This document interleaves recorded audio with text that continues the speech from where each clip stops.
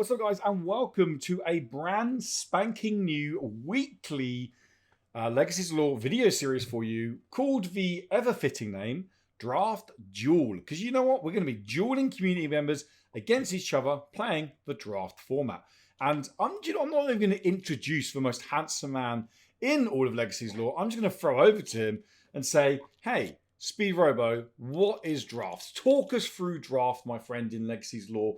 The creme de la creme, the top of the peak, the oracle, shall we say, of Legacy Law. What is draft, my friend? Absolutely. I will be happy to illuminate you on this topic. Draft is the top-end competitive format. You can and we do run tournaments for Blitz and other stages of draft, but this one we're going into is the full draft. You are packing a 160 gold kingdom and drafting 80 of that onto the board. So we're saying the word draft a lot, and that's exactly what you're doing. You're looking through your players, you're looking through your boys, everybody in your kingdom, and you are picking out who you want to put on the board and where you want to put them. So the trick is that it's completely open information, so your opponent can see who you have.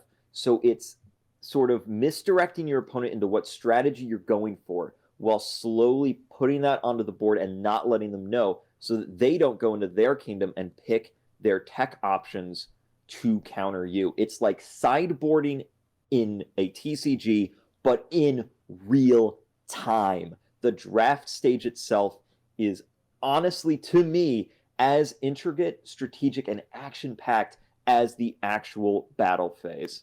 Exactly, yeah. And you mentioned, I love the reference there, sideboarding in a TCG.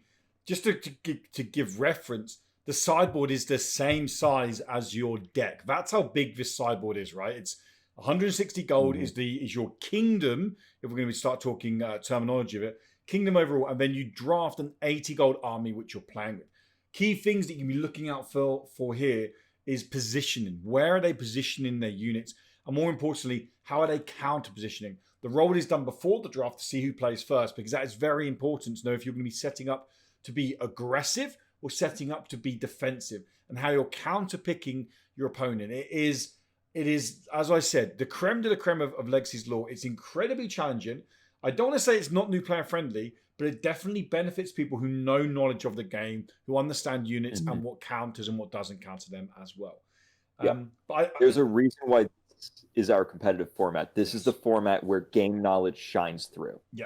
And also, we've mentioned this before in the Blitz Brawl videos, but it's a lot more apparent here now. The clock can really come into play. So there's a 25-minute clock, a chess clock, I should say, for each players. Now, the clock is ticking during their drafting, as well as the clock is ticking during their time. So you need to draft your 80 gold army, as well as play out 7 rounds in a 25 limit time, including the time buffer. It means games are capped at around about 60 minutes overall as well.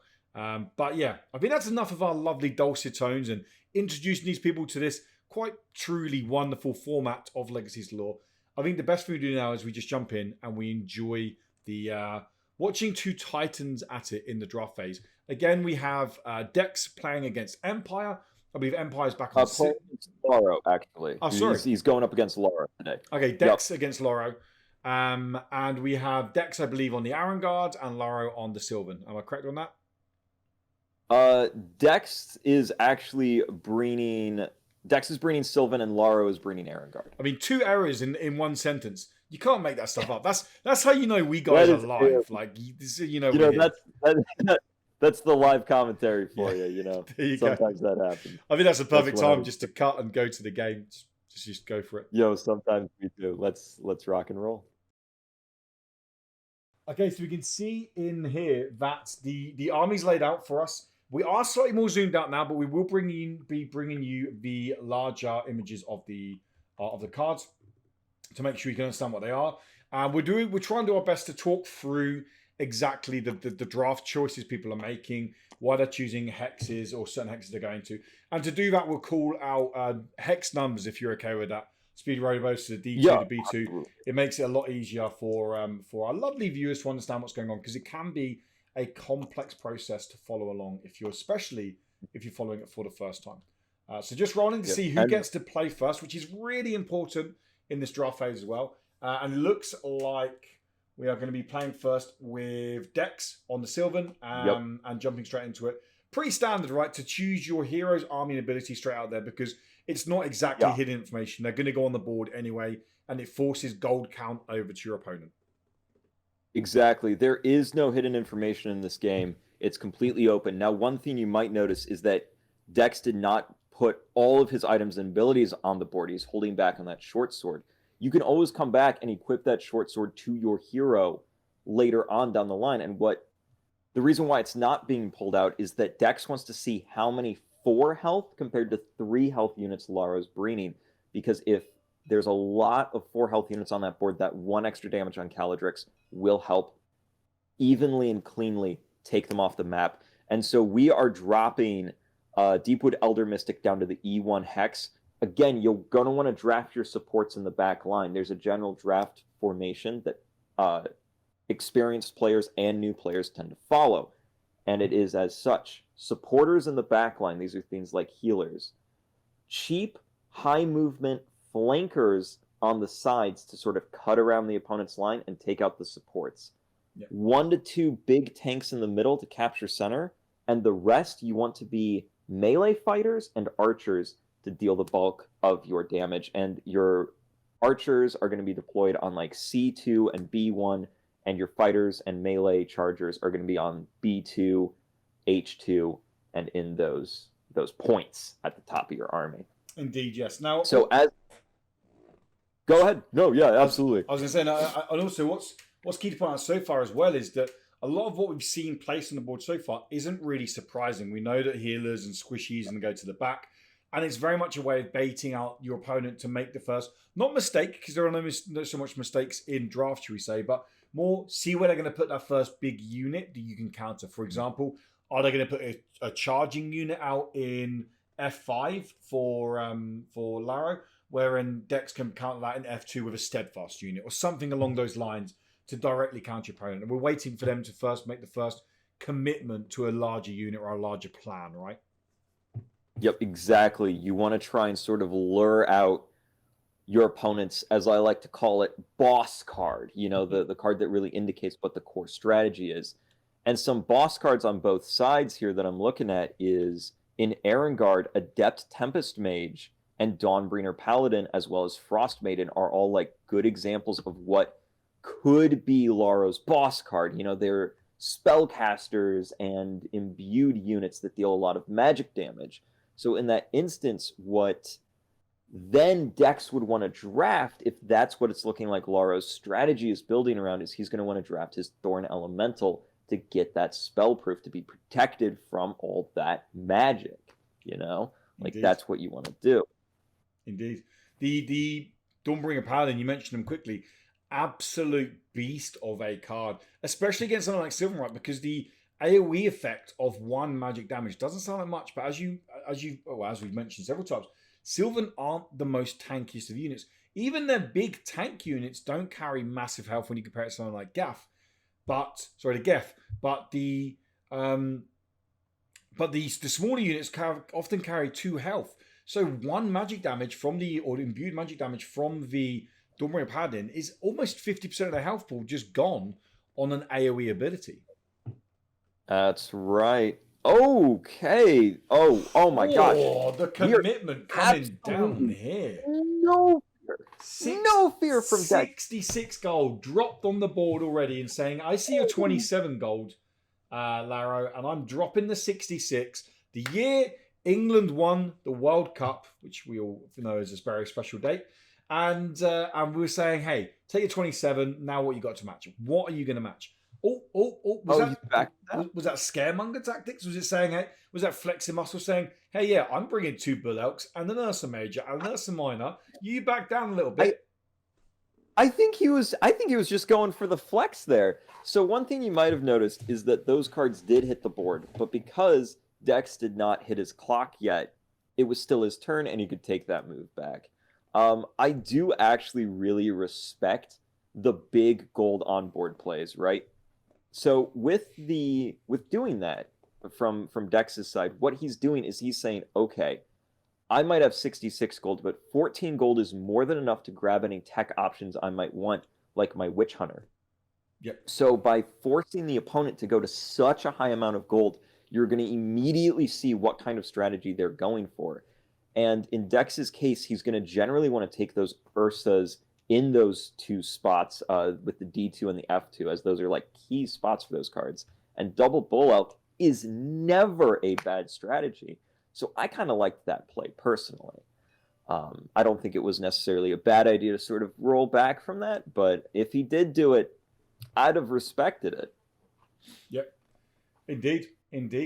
We're going to bring this camera in a little bit now, just so people can actually see, because I realised that we've mentioned these numbers to give reference to the board, and they probably can't actually see the letters because I was so far out trying to look over the armies. Right. So yeah, we can see that now Dex is on the clock still with his Sylvan army, and seeing what he's going to bring out there. Like you said, the range items, right? The joy of draft means that you can. I want to use Hippogriff Archer for a quick example. You can bring the Hippogriff Archer and the Hippogriff.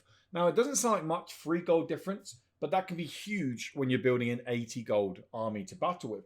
And the reason you bring both is maybe in some fights you want the flying ability. Well, they both have flying, but you want the ranged ability, right, from the Hippogriff Archer to maybe poke damage. Whereas other times maybe you want to bring the save the money and drop the range, but bring the Hippogriff for the mobility. You'll find just getting in the melee range. And that's the joy of draft. It allows you to bring versatility to literally build an army on the fly to perfectly play out your tactics of war, shall we say, in this bout. Or duel, sorry, this duel, because, draft duel. Oh, we are going with the short sword for Dex. I really like that pick a lot. Arengard has a lot of units with even numbered hit points, 4, 6, those kinds of numbers.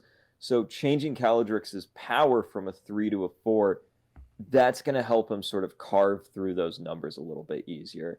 And then, of course, we're grabbing a Gladehawk because, honestly, is it even a Sylvan Kingdom if it doesn't have a Gladehawk in it? Personally, I don't think so. Best card in the game. If you think I'm wrong, I would say fight me, but this is a family show.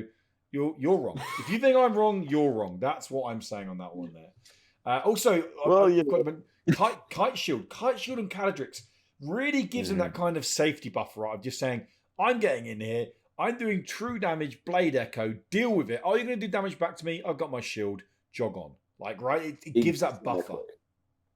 Like I said earlier, you generally in that E2 hex or the E5 hex on the blue side, you generally want to put a tank in that spot so it can move into center and stay alive. And most people are going to look at Kaladrix and be like, that's not really a tank. Tristan's a tank. But you can turn any hero into having that big health number just by grabbing that Kite Shield. Now Kaladrix essentially has 7 hit points. He can move on to that center. He can deal a Blade Echo. He can deal his damage and still stay alive for that next round. So yeah, that's the power of this draft. You can bring a whole bunch of different item packages and a whole bunch of different ability packages for your hero and pick the one you need given the situation you're in. Yeah, now a card that I don't see played huge. Spell Cradle Seraph. Flying has the Cradle ability, the combinable +1 cast range, spell power, or ignore spellproof this round. We spoke about countering. You mentioned the card earlier. The card isn't on the board, but is this a direct counter of saying, I'm going to put this on the board to make sure you do not bring your Fawn Elemental? Yes. So Spell Cradle Seraph is actually serving 2 purposes here, and I'm going to break that down. Number 1, like you said, it is disincentivizing decks to bring that Thorn Elemental because you can just have one of your mages be able to get around that spellproof and then zap it for a whole bunch of damage. But to top it off, like I was pointing out, Laro's boss cards earlier looks like it's Frost Maiden and Adept Tempest Mage. And why this is so important is that Spell Cradle Seraph not only lets you ignore spellproof, but it increases your mage's damage and effective range. So what I'm expecting to see right here is a Frost Maiden going in on H6 and that Adept Tempest Mage going in on F5. You've got a Heavy Knight and Tristan guarding your mage's backs and deploying them there lets that Spell Cradle Seraph buff them both up and wreak absolute havoc during the battle phase. Yeah. No, definitely. It's going to be, it'll be an interesting to see how it goes now. I love it when I love it when people or players do that. They take cards not to counter, but to de-incentivize you taking that card. Almost manipulating a game plan, manipulating an outcome. Also, I think we should, if we had a soundboard, I'd put a round of applause on right now. Almost a round of applause. Because Dex almost put 4 Gladehawks on the board, which I think always deserves a round of applause. Always. But he's backing down, you know. He's going to try and save that one Gladehawk. And here's what I think, honestly. If we wanted to get real technical, I just talked about how I was looking at Frostmaiden going to either H6 or F6.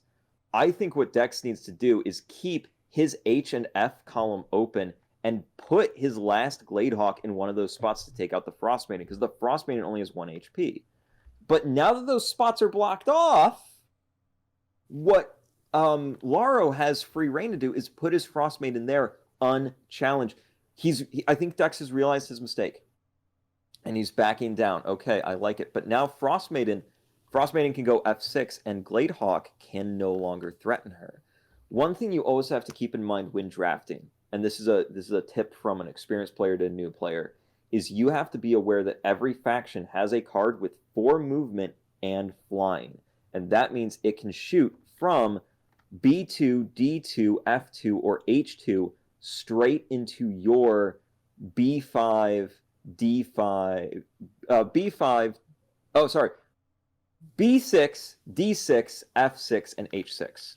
Yep. And so that's generally where your support units go or your archers go. And that can be really dangerous and take those out. So you have to be really careful about that and keep an eye on if your opponent's points are filled or not filled.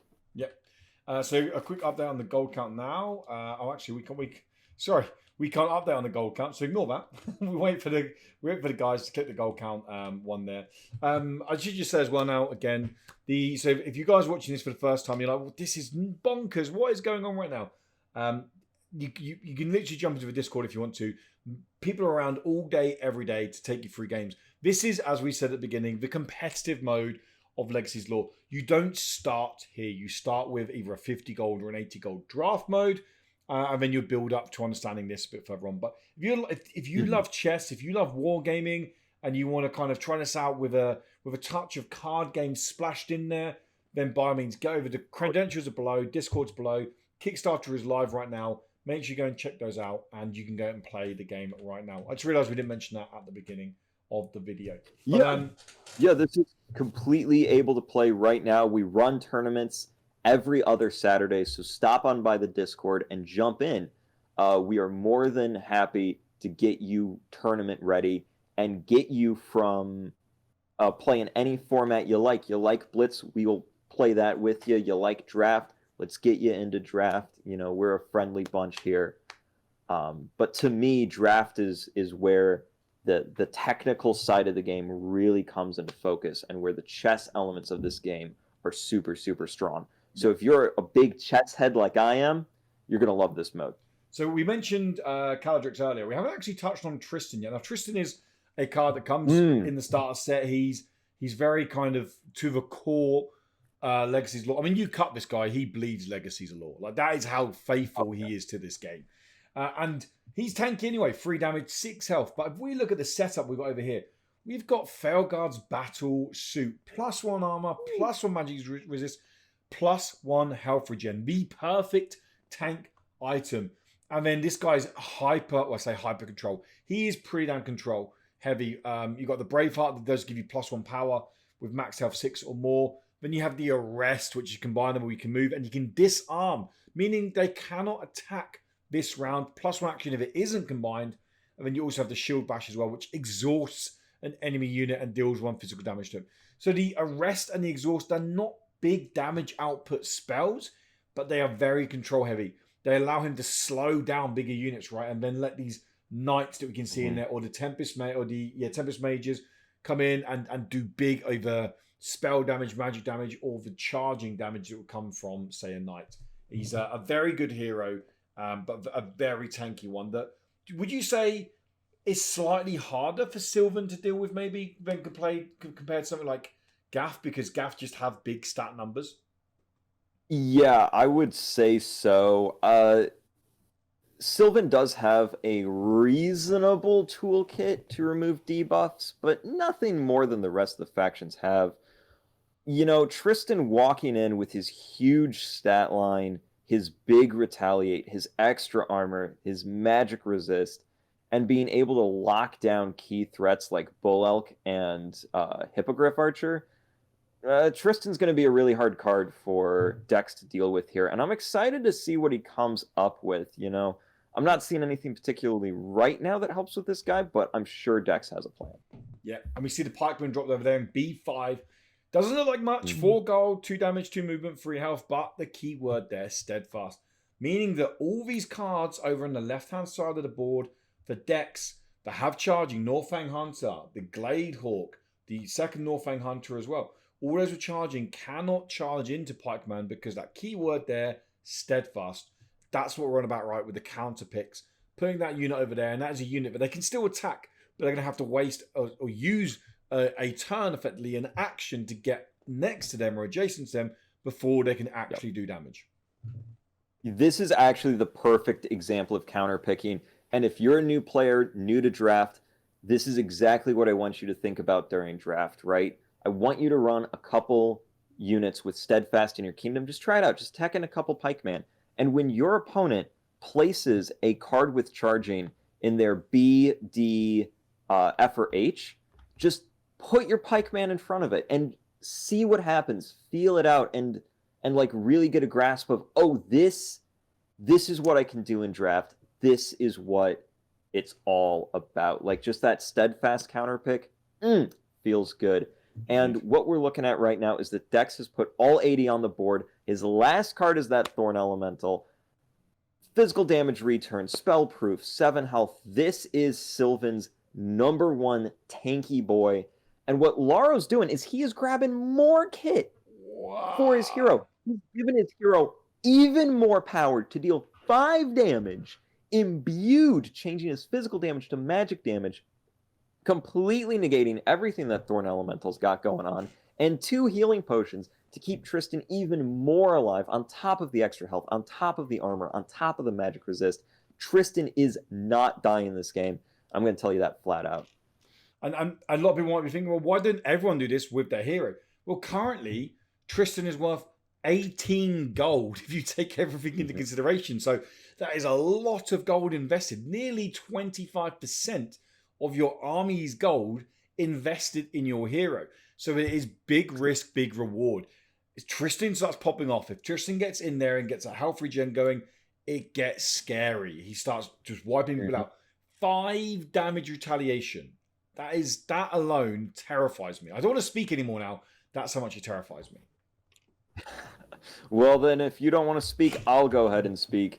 Because, like you're saying, you know, when you invest this much gold into your hero, you can even see what happens with Dex having more men on the board than Laro. And that right there is the big key difference. You know, you go with a leaner hero build, you don't get to have that total monster running around the board, but you can more diversify your options, spread out your value, get more guys or slightly higher on average value units. But if you go all in on that hero, you've got an unkillable beast that can deal a truckload of damage right out of the gate. It's a good trade-off, and no answer is particularly right. It's completely up to the player of what they think is best in the situation and just how they feel like playing the game, you know? Yeah, no, absolutely. Absolutely. And you mentioned the Fallen Elemental earlier as well. We did say to maybe de-incentivize it because the spell proof and the removal of the spell proof from the Spell Crazy Seraph, who does have 1 shield on them, passed to her very kindly by the shield bearer. You know, it's Valentine's Day yesterday, and maybe he's a day late on passing it over as we're recording, but who knows? But back to the Fallen Elemental, The physical damage return is the other half of the pie, right? Any physical damage, so any damage that isn't pure, that isn't magic, that isn't imbued, will then be dealt back to that opponent, whether it be ranged or melee, as they do it. So, for example, if we quickly take a look at the Elite Swordsman, if they were to do 3 damage to the Elite Sword, to the Fallen Elemental, they would take 3 damage back, right? Because it's just the way it works. Now, I want to cut in here and talk a little bit about the specifics of the gameplay that's happening. Yeah. What we're seeing right here is just textbook Legacy's Allure fundamentals with the Sylvan player Dex going first. He's the attacker. He's being a bit more aggressive. He's moving the cards he deployed on his side forward a little bit to threaten the supporters in Laro's backline. This is just exactly what you do with your flankers. You keep them on the side to try and draw attention away from the center and or take out those supports. And then on the defender's side, what we're seeing Laro doing is he's using all of his setup options. He's not breaking formation. He's keeping a nice, tight, defensive formation up exactly like he's supposed to, and using his shield bearers to grant shield, his spell cradle seraphs to give his mages more buffs. This right here is just perfect textbook fundamental Legacy's Allure. Very clean play from both people at this table. Indeed. So the Northern Hunter coming up there, is it threatened now by Crossbowman? Crossbowman can come in, right, and just ping it? Or is there a reason why he wouldn't want to bring the Crossbowman in and remove the card? Well, the number one reason why he wouldn't is that Northern Hunter has evasion 1. That means he takes 1 less damage from ranged attacks, which Crossbowman is. Of course. So that allowed Dex the freedom to push that card there, knowing that Pikeman doesn't have charging, and say, hey, you run at me and do 1 damage if you want, but you're going to be putting yourself in a sticky situation next turn. Well, he's not even really putting himself in that sticky of a situation because that Pikeman is steadfast. So while Pikeman's free to move up and actually threaten that Hunter because, well, Gladehawk and Hunter can't attack him back. They're out of range. No, indeed. So the Wisp coming up here looks like it's going to be setting itself up for a possible round 2 play. Wisp is a really strong card, right? The one that it can either break a unit, meaning it removes the passives from the card, or it can heal for 2, but it does sacrifice itself in doing so. That's right. The Crossbowman moving up and just dealing 1 damage to the Hunter, I respect that. Crossbowman in this instance is filling Laro's role of a flanker, so he's going to want Crossbowman to be active and potentially threatening some of Laro's more important cards in the back line next round. So I respect that play a lot. You know, it's a safe play. His core formation is still there. It's still set up. Everything that needs to be protected, it's protected. Nice. And we see the Gladehawk coming over there, and that instantly puts pressure on the Priest, right? The Priest is a huge card there. It allows, especially with tanks like Tristan or even the Heavy Knight, as much as it's not a solid tank, it's still a very chunky unit. The Priest gives that so much sustainability. Now, the Gladehawk's something that Laro needs to deal with, right? ASAP. Yep. Ooh, okay. I don't know if I fully agree with that. Okay, I see. He was doing this to try and protect his swords. Well, I mean, dang, that just worked out. You know, I was guess I'll have to eat my words because what Laro just got was 2 Gladehawks for no gold investment. That seems like a very good trade. Yep. A great way to see who's winning in this game is step 1, see who's in the center. If nobody's in the center, step 2, check the cards that are off to the side. Just like in chess, each card has a value. Unlike in chess, the value is very evident and printed on the card. Nice. So right now you can see that over here, there's 2 Gladehawks taken off of the board for Dex and 1 Crossbowman taken off the board for Laro. So Laro's down 3 gold and Dex is down 4. So right now, Laro's winning this. Yep. And also, as you mentioned earlier at the beginning, right, was that Dex had more cards on the board, starting more cards. Although, obviously, gold value is very important, but then if he was to lose those Gladehawks, he all of a sudden loses that action economy of having the more cards there, right? Of having the ability to swamp the board with units. Exactly. He loses that card advantage. He loses the extra actions and the extra options he gets. And that is exactly what Laro's looking for right now. He's looking for ways to cleanly shave off one card at a time. It doesn't have to be the most valuable cards, and many times you don't want it to be. You want to go after the ones that are easy to take down to mitigate the fact that you have fewer actions than your opponent. And then round after round, you're going to eventually see Laro even out this action disparity, and in many cases, even potentially take control of that action disparity. Yeah, indeed.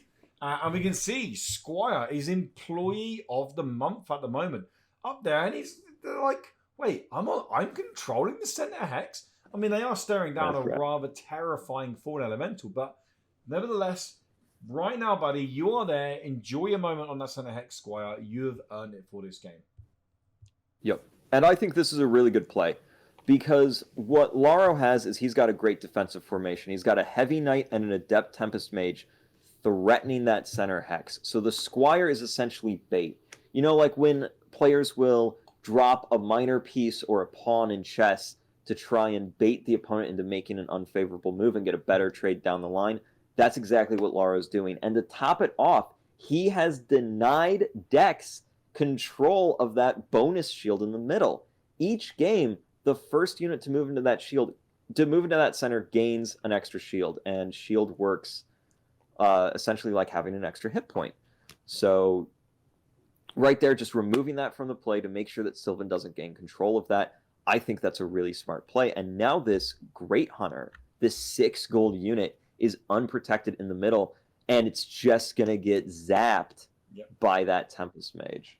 Yeah, and we can see that they're initially 2 range, but the Spellcradle Seraph did pass over the +1 range on their ability to be able to get that ability off there. Allowing now the Heavy Knight to come in. Now that is a unit you do want on Center Hex, right? That is a unit that can withstand the pressure of a lot of other units and sit there and soak it up. Absolutely. Like this is all going Laro right now. Everything is happening exactly the way he wanted it. He moved that Squire in as bait. The bait was taken. Heavy Knight's going in. The Heavy Knight gets a debuff, a break debuff placed on it. Priest removes it. Now, what I do think Laro potentially missed was the fact that other Wisp was in range to remove the passives, such as armor, from that Heavy Knight again with that break ability. Oh, he's changing his mind? He's... Dex... Oh, they're rewinding a little bit. No worries. This is a friendlies game. Oh, there was a mistake with the clock. Don't worry, ladies and gentlemen. All is good. Okay. They just rewound the game state a little bit to make sure that everything is fair play with that clock, and I very, very much respect that. Yes, well, as you said at the beginning, the clock can really start putting pressure on at the end, right? You get to round 5 or 6 or even 7, the clock sat at like 1 minute. You really are pressured in making those decisions quickly and fast. And obviously, once you get pressured with a time clock, you start making mistakes, or potentially start making mistakes anyway. Absolutely. And one thing that just happened here is the spell breaker moved forward and turned off the Wisp's abilities this turn. So the Wisp will not be able to break any other cards this round. And I think that's a really smart play, helps keep that Heavy Knight in the center alive. And that's definitely what Laro needs to have happen right now. Because like I've said before, if you're in the center, you're winning. So get in there, capture it quick, and make sure you hold it. And that's a great way to win Legacy's Allure. Yeah, indeed. Now we do have... Kaladrix can come in and push 4 damage on the Heavy Knight, right? And wouldn't take damage back because of his passive backstab. So he could go in there with the True Strike, making it pure damage. He could then, and obviously he's +1 because of short sword, could push 4 damage there. Instead, it looks like Dex has decided to just trade off his Hippogriff Archer into that Heavy Knight.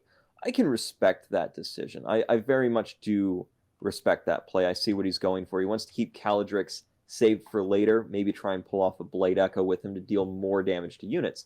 Because Blade Echo turns Kaladrix's attack from just a one-on-one thing into splash damage where everything next to him is going to take that hit. Yep, indeed. Indeed. So if we're throwing everything now into the Heavy Knight. Now, if you're wondering why the Gladehawk done 1 damage despite the armor, it is broken at the moment. So the armor is completely useless this round. It doesn't exist. So all damage will be done to the actual health pool of the Heavy Knight. Currently sat on 4 health now. So I mean, he's got to be careful where he puts Tristan, right? Because, well, I suppose the risk is now, he could bring Kaladrix in. He could completely wipe out Kaladrix and set Kaladrix up on middle, 7 hit points with the shield, and threaten Tristan next turn. But Tristan's pretty scary, carrying 18 gold's worth of items, right? Yeah, absolutely. Like, you gotta watch out for Tristan, you know. Tristan, he's a guy who he's gonna come in and he's gonna deal some serious wallops. Yep. He has disarmed his own Heavy Knight just for the lulz. I respect that. You know, like, when Arrest lets you disarm everything and you've got a card that's going to die anyway, why not style on your opponent? You know, why not use your own ability? Yeah, why not? Why not? So now, with the amount of cards that are being toast, you know, we're seeing exactly what I'm talking about. With only 3 cards off the board for Laro and 5 cards off the board for Dex, that action disparity, it's really starting to even out. Yep, definitely. And we have 12, 15, and 17 off currently for Laro.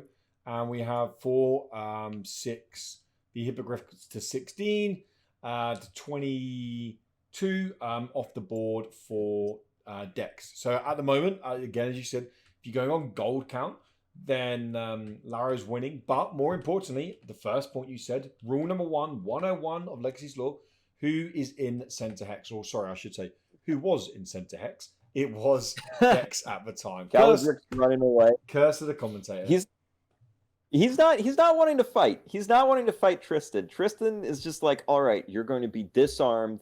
You're getting arrested. You're going to jail. No milk and cookies for you, young man. And Kaladrix says, yes, Dad, and backs off that center.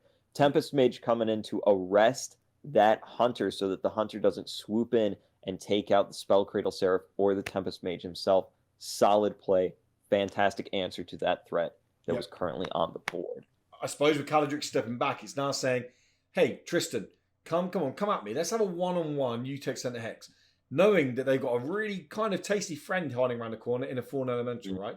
Just kind of sat there Absolutely. Like, hey, yeah, I brought some friends to the party. Yeah, exactly. You know, the same situation we had last turn is reversed with the Heavy Knight and Tristan, you know, buddying up, locking arms around that center hex saying, hey, Dex, come here, you know, let's have a party. And now we've got Kaladrix and the Thorn Elemental doing the same thing, trying to lure in Tristan. And we're going to see if Laro takes the bait or has some kind of sneaky plan to get around that. Personally, what I'm saying, and this is kind of a hot tip, right? You can use the Spell Cradle Seraph to give Tristan the ability to ignore Spellproof. Then move Tristan in and Shield Bash the Thorn Elemental to exhaust it. Yes, indeed. And it wouldn't take damage because it's not physical damage, right? It's magic damage off of the spell. It is still physical damage. Okay. Imbued only changes your attack damage, not your abilities damage. But the armor 1 from Felguard's battlesuit would mean that he wouldn't actually take the damage. You're right. The armor 1. I forgot Felguard's battlesuit. Yeah. One of the best items in the game. Completely keeping Tristan. Oh my gosh. Yeah. You're absolutely correct. Oh my goodness. Yeah. So it could definitely do that. Just coming in and saying, bang. There we go. So quickly, just to cover Spellproof while these guys are taking this turn, because a lot of people they understand Spell Hex from Magic, or it's called other terms in other games. Spellproof in Legacy's Law basically means any activated ability cannot be used on a card with Spellproof, right? So anything that you're activating when you're adjacent to it or ranged to it, but if you're targeting that unit with an activated ability that classes as a spell, it cannot be used unless it states otherwise. No, No, you're dead on the money on that one. I'll tell you that much. I only say unless it states otherwise, because I can't remember the card now, but there is a card that does state this works against spellproof units, because I remember I found out the other day. Yeah, exactly. Always check the back if you have any questions. Indeed. And, check the back even if you don't have questions. The back of the card, of every card, is a full question and answer guide they'll walk you through exactly how that card works and any frequent, interactions or questions that the community has had. It's all written right on the back for you. Indeed. Absolutely indeed. Now, the board is really... Here's where I would say draft differs to Blitz. Now, just the board state now is so much more spread. Because the counter drafting, you're instantly trying to come over a jigsaw puzzle that your opponent's put in front of you. They counter draft for what you've drafted. So your movement has to be a lot more versatile. It has to be a lot more open. You have to kind of come up with quirky ways, right, of finding gaps in their front line to get through. And this is why the board state ends up being so open. Where in Blitz, and nothing against Blitz, it's a great mode, I really enjoy playing it, you've got a little bit more pre-con element to it, whereas, okay, their deck maybe beats mine because the way it's built, or mine beats theirs, and games can end up being a lot more, not one-sided, a lot more linear in terms of how armies move to the center hex. Yeah, absolutely. You're correct on that. And like you were saying, with Blitz, you have a far more condensed strategy that you go for and you do. And in draft, that's not the case. But getting back to the game, Norfain Sorcerer coming in and turning off the Priest's healing for this round. This could be huge. I cannot understate what a massive play this is, because now Dex does not have to worry about the Priest healing any of the cards he's hunting down out of lethal range of one of his attacks. He can just go, all right, 4 + 2 = 6. Boom. That is a dead card on the opponent's board. Or 3 + 2 on this Elite Swordsman. That equals 5. It's got 4 health and that 1 shield. That's 5 damage. Let's take it out. Indeed. Absolutely indeed. Yeah. So it's definitely, that is a huge play. Only 1 healer in the team, in the army for Laro. And having it shut down for a turn is huge, especially when there's especially the Tristan, right? Tristan does have the health regen, but pushing damage on Tristan now knows that damage is almost going to be sustained because the Priest is shut down at the moment. I don't know what Dex was doing. It looks like he sacrificed a Wisp for no advantage. So okay, you know what? Maybe he has some kind of plan I'm missing here. There's a reason he's playing out there, and I'm back in the commentator's booth. But right now, I'm just not seeing it. And honestly, that makes me excited. Every time a player does something out of the expected, I'm just like, who knows what's going to happen next? Yep, and Deepwood Mystic coming up there and giving a little nurturing touch to the Norfang Great Hunter and removing that 2 damage to put it back to full health. The Elite Swordsman coming in, though, and really kind of, again, cat among the pigeons, shall we say, getting in there. We've mentioned this before. It's now a case of people are going to start thinking about who wants initiative, right, next turn. What's going to be happening with initiative next turn? Who wants to be pushing to get first action next turn? Yep, absolutely. And right now, Dex is thinking through his plays, thinking through his options and how he wants to deal with this Elite Swordsman. It's tough. He's got the Deepwood Sentinel and the Thorn Elemental, but if either of those attack, they're going to be taking that Retaliate. They're both taking that Retaliate because of the Counter-Strike ability. Yeah. Counter-Strike ability means that Elite Swordsman is going to retaliate at the same time that he's attacked. So even if he dies, you still take that Retaliate back. It's a very powerful defensive keyword.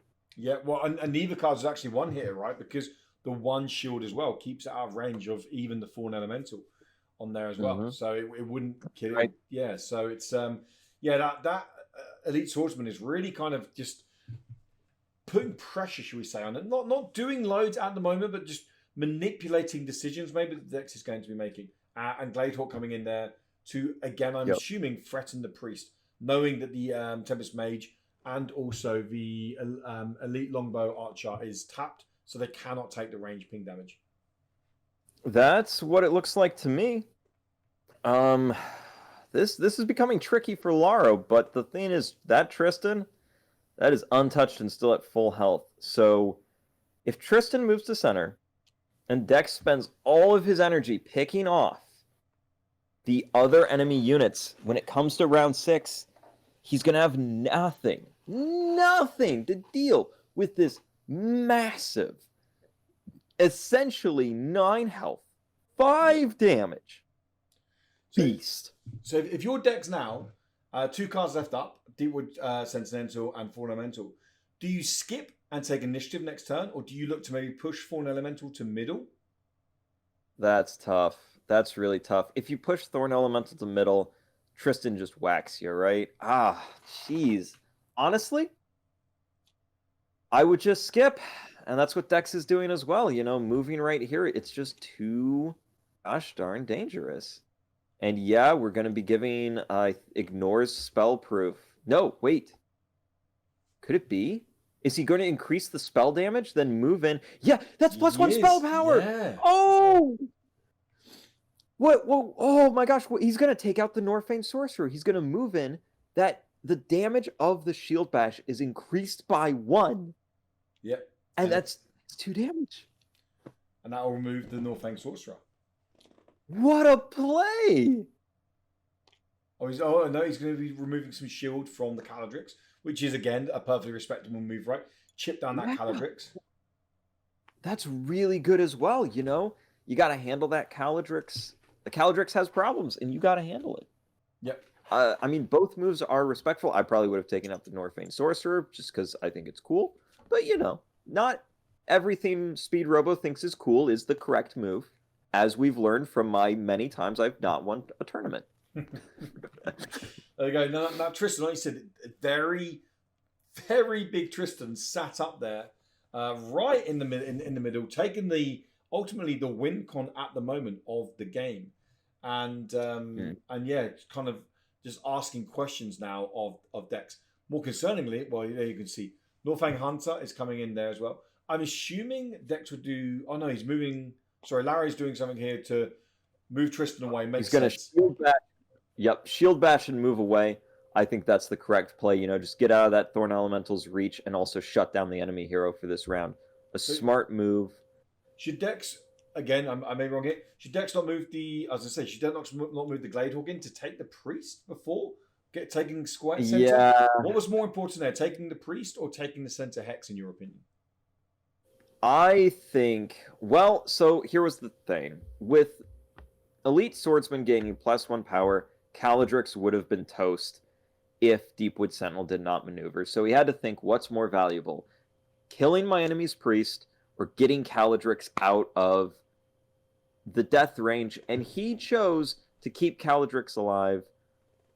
I think that was the correct play, ultimately. Okay. Laro just found a way to set it up to keep his priest alive, and by golly, that's a good move. Yeah, absolutely.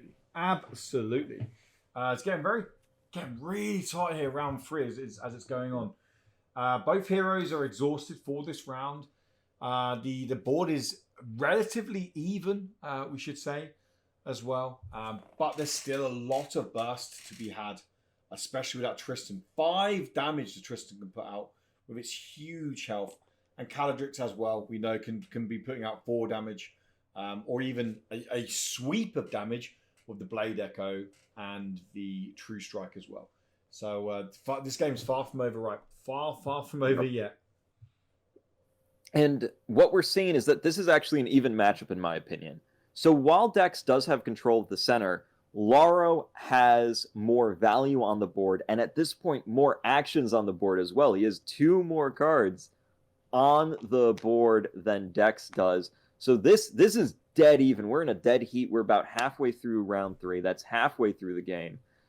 And, one player has center control, really tight center control, but the other one is slowly picking it off and bringing that advantage back. It's going to come down to round 7. I'm telling you, man, it's going to come down to that wire of who in the end is going to win out. Can Dex hold that center with his diminishing returns?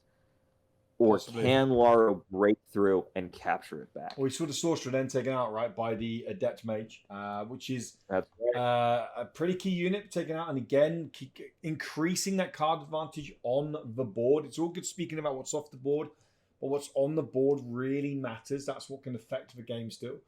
And Elite Swordsman hasn't done much yet in terms of raw damage, but just being annoying, just always being in the back line. The free movement, making sure that they can get there and kind of just be around it with the shield as well, and the potential threat of that +1 power. Yep. And now what we're seeing here is we're seeing a couple smart moves, a couple smart trades, and a couple smart takes from Laro, and all of a sudden that center is no longer looking as secure. Laro has 2 blue cards threatening that middle position, and around the center like flower, this golden flower, we can see that Dex also only has 2 units in the form of Kaladrix and Thorn Elemental. Yep. Ooh, yeah, it's looking increasingly tough for Dex to hold this down. Yeah, and the Deepwood Mystic still has 1 charge on them, so they still have one mana, I should say. So they still have the ability to heal for 1 as well. As we go into round 4, and initiative is with Dex. Dex gets to play first, and it's going to be really important now assessing their options and seeing what's going to be the most efficient, right? How can I remove something or remove these actions that are currently kind of swamping me with Laro's cards and try and even the playing field a little bit? That's right. You know, we're going to have to find out how this shakes down. I think if I was Dex, oh my gosh, Kaladrix is in danger. Yep, we're going to... That's not enough. Oh, pure damage. Pure damage, that's yeah, right. from Pure the True Strike. Through the shield, and that's going to take out... Yeah. Yeah. It's going to take it out. So that's going to keep the Kaladrix up for now. And I mean, Kaladrix is a pretty terrifying charging missile on their own, right? With the backstab. Backstab 4 damage as well with charging. So it's pretty solid. Yep. And still a mana to possibly use if they want to on something like the Blade Echo, which can be absolutely terrifying.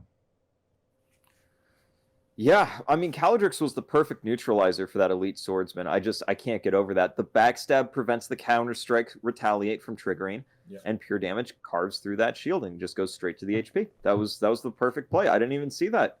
Yeah. Hats off to Dex.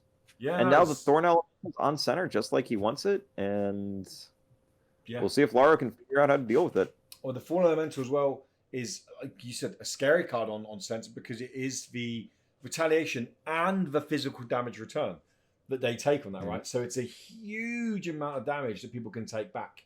It has the potential to literally one-hit Tristan, should Tristan attack it. That's how strong the card is. Well, you say that, but Tristan is imbued. That means he's dealing magic damage, so no physical damage involved. Of course, the Sunblade. Oh, yeah, so no physical damage return at all.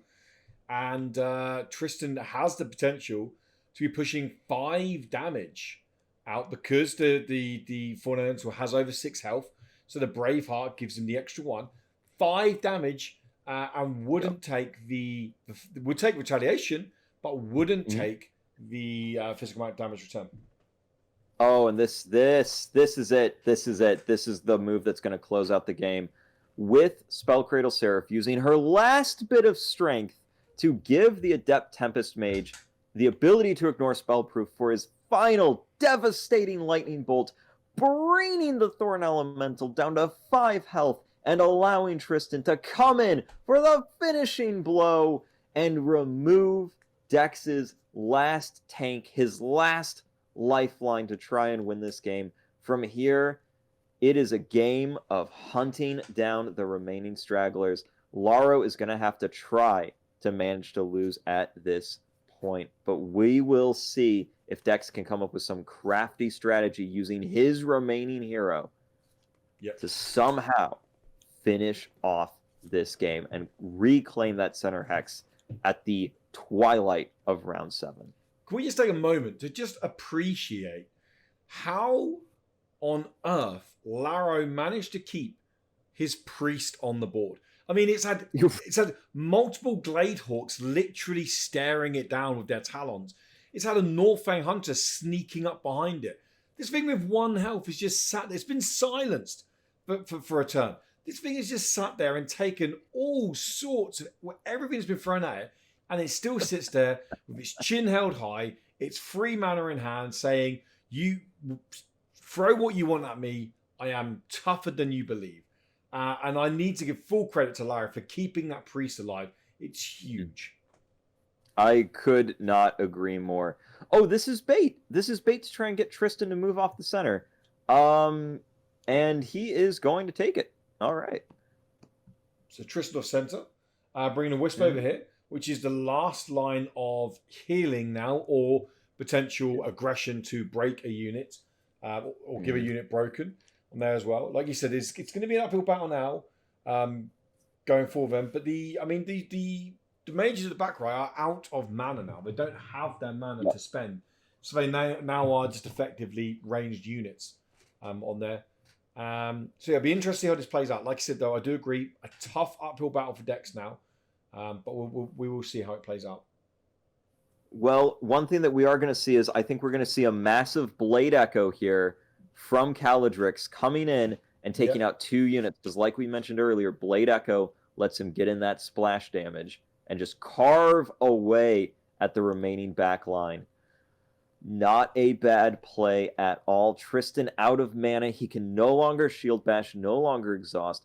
Pikeman closing in on the center. That means Kaladrix cannot charge in and capture that center. A very wise move. Well, they can't unless the Wisp was to break the Steadfast, right? I think that Wisp is in sacrifice this turn, but if the Wisp was to break the Steadfast, it would open up that charge element, right, to come in. And maybe even use the Blade Echo to do the damage to Tristan as well. It's true. It's very true. A wise insight. Oh, but closing out Kaladrix in a death box. It's round 7. A valiant final Blade Echo from Kaladrix, but ultimately not going to be able to finish it off. And the Pikeman wins the day by sitting on center. That came down to being a lot closer than I thought. You know, at the start of round 7, it was essentially 2 cards to 2 cards after that final Kaladrix attack. Well played to both players for a hard-fought game. Congratulations to Laro and Dex. Indeed.